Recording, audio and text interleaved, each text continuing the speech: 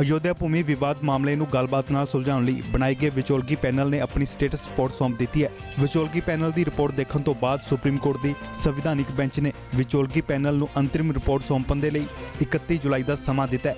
ਇਸ ਤੋਂ ਬਾਅਦ ਅਗਲੀ ਸੁਣਵਾਈ 2 ਅਗਸਤ ਨੂੰ ਹੋਵੇਗੀ ਤੇ ਉਸੇ ਦਿਨ ਹੀ ਸੁਪਰੀਮ ਕੋਰਟ ਫੈਸਲਾ ਲਵੇਗਾ ਕਿ ਇਸ ਮਾਮਲੇ ਦਾ ਹੱਲ ਵਿਚੋਲਗੀ ਰਾਹੀਂ ਕੱਢਿਆ ਜਾਵੇਗਾ ਜਾਂ ਰੋਜ਼ਾਨਾ ਸੁਣਵਾਈ ਹੋਵੇਗੀ।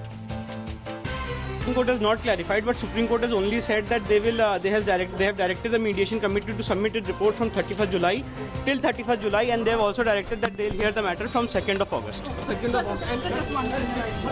Yeah.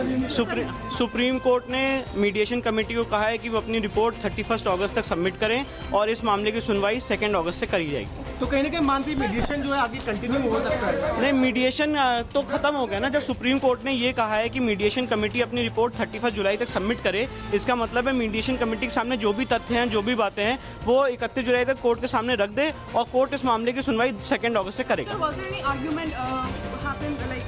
No, there is no question of any argument happening because today it was fixed for orders of the Supreme Court, and that's what Supreme Court has directed. Can we expect any day-to-day hearing in this case? See, Supreme Court had clarified by way of a last order that they will hear the matter on day-to-day basis. But what will be the outline of the hearing, that Supreme Court will definitely decide on 2nd of August.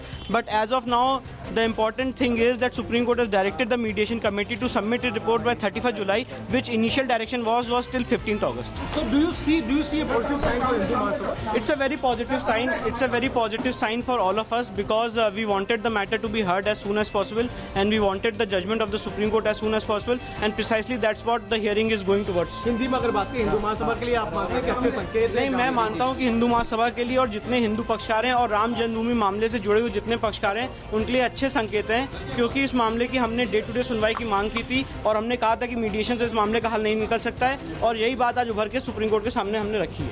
मतलब जो day to day hearing की बात थी और जो mediation की बात थी, कहीं ना कहीं जीत है हिंदू महासभा की, क्योंकि आप लोग ये चाहते थे कि वो कंक्लूड हो। देखिए, एज अ सीजन लॉयर मैं ये छोटी छोटी हियरिंग्स में ये नहीं कहूँगा ये हमारी जीत है उनकी हार है, पर सुनवाई और मामला एक पॉजिटिव दिशा में जा रहा है और डेफिनेटली सुप्रीम कोर्ट इस मामले में सुनवाई करेगा और अपना जजमेंट सुनाएगा।